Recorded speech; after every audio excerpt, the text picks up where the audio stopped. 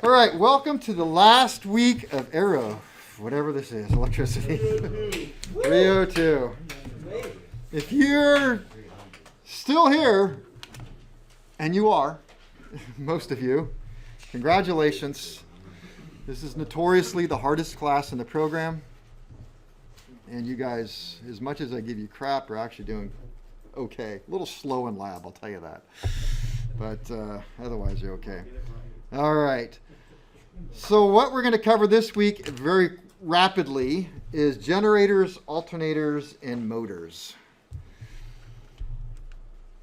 And like most things, we start with something that's somewhat antiquated, and we dive in really deep in this antiquated thing until you're sick of it, and then we'll move on to more modern stuff and just brush across it. Because a couple of reasons. One, the FA just seems to ask questions about the very old stuff.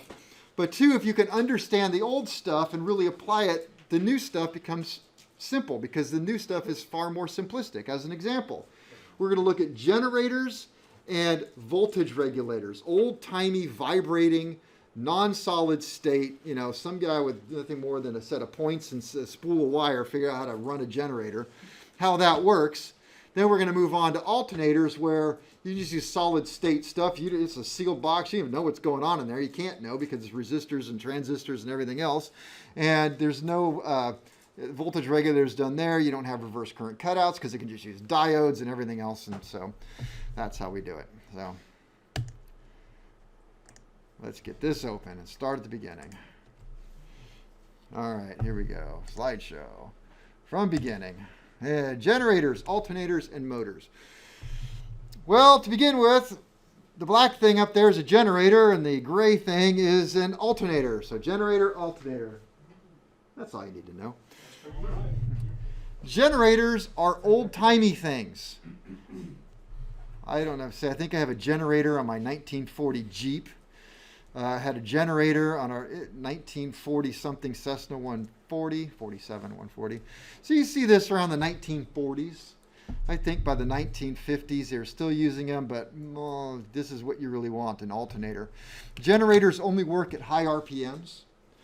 They convert AC into DC mechanically, is where the alternator does it electrically, rapidly, much better. They run cooler. You're going to see there's a lot of reasons why they're better. So the purpose of a generator, sounds like a question right there, is to convert mechanical energy into electrical energy. So mechanical, being the engine is our mechanical, into electrical, goes in the battery. See, pictures have reasons. I like this little picture right here because the first time I saw one of these, I'm like, what in the heck is that thing? And it was, I was working on a Luscombe, and it had an alternator strapped down. This is the landing gear. I don't know if you can see that real well. Oops. Should make it bigger. There, you can see that now? So, it's a generator with a little fan on it, little blade on it, and it's on the landing gear strut of an aircraft. It's probably a Cub or something like that. And so the prop blast and the forward motion of the aircraft will spin this, which will spin the generator, which will make electricity, because a lot of airplanes did not have any sort of mechanism to drive a generator or alternator, specifically your Continental A65s and 75s. So you do this. Well, the first one I ran across, it was actually an alternator shoved there with a Toyota fan blade. And you can tell car blades because if you look at them, they're not symmetrical. Have you ever noticed that? Yeah. Okay. And it was this non-symmetrical white thing. I'm like, it says Toyota on it too. And I'm man, we're getting my pen out on this one. Unauthorized. And so I called the owner. I'm like, what the hell kind of crap? And he's like, no, there's a supplemental type certificate on that. Well, really? I'd like to see that. And he brought it in. I'm like, well, maybe somebody should have actually filed one on there then.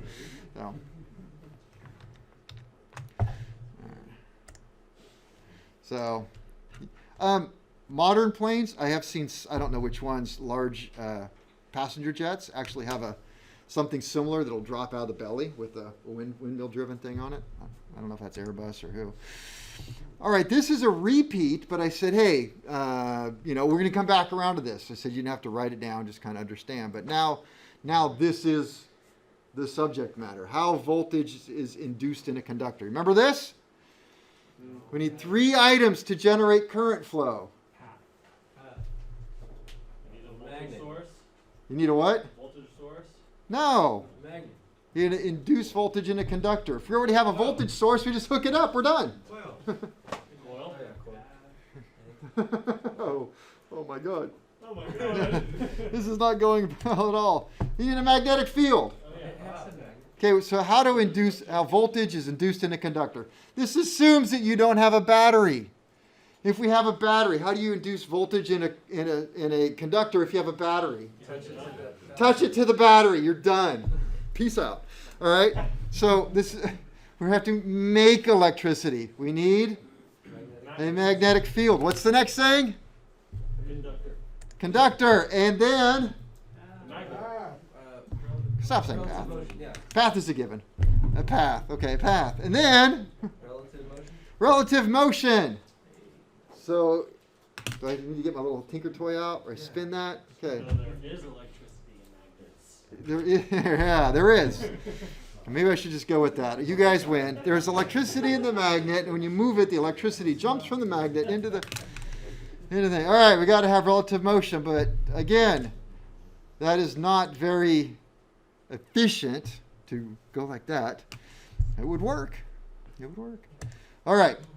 So not efficient. So how do we actually do this and make it work? What is a generator doing? How does a generator work? Well, a generator is going to use magnets, a north and a south pole. They're probably not going, they could be, permanent magnets. They're not, so we'll get around to that. But it works well for this. So we have a north and a south. And it's believed that magnetic lines of flux travel from north to south. Is there any electricity inside of the magnet? No.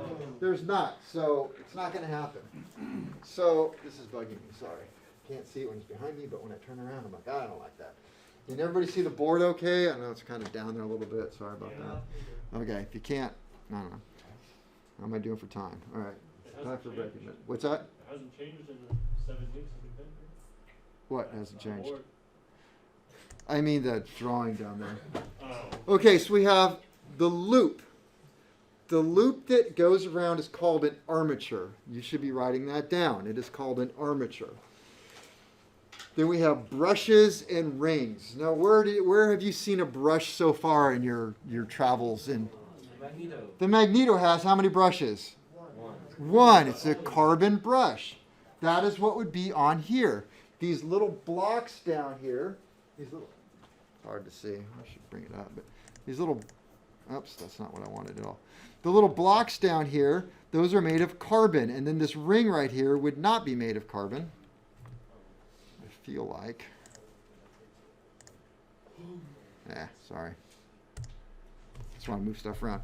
These rings right here would be made out of some like a copper or something like that. It easily transfers, just like the copper tab on the secondary for your coil coming out of magneto. So you'd be able to transfer electricity. So we have the loop of the wire is the armature, brushes, and rings, and it rotates. Now remember to note this, that one loop here goes all the way down to the end brush. So I'll use end brush, and the other one goes to the not end brush. All right, so let me see what's next here. All right, what's the problems with this? There are many, but primarily this will produce AC voltage. What is it we're actually studying again? AC? A generator. A generator produces DC. So remember I told you it's not like on the old-timey Jeep. It was on the 1940s. So you're producing DC of this. Old cars had it, right? And so is a generator. It produced DC. What is the voltage system in cars? AC or DC? DC, right? So you got a battery. Battery is DC. We got to charge the battery. So we need DC. Okay. Do we need AC? No. So we don't want that. But this would produce AC voltage. All right. So why does it produce AC voltage? Well, let's get into that right after your break. AC in the summertime.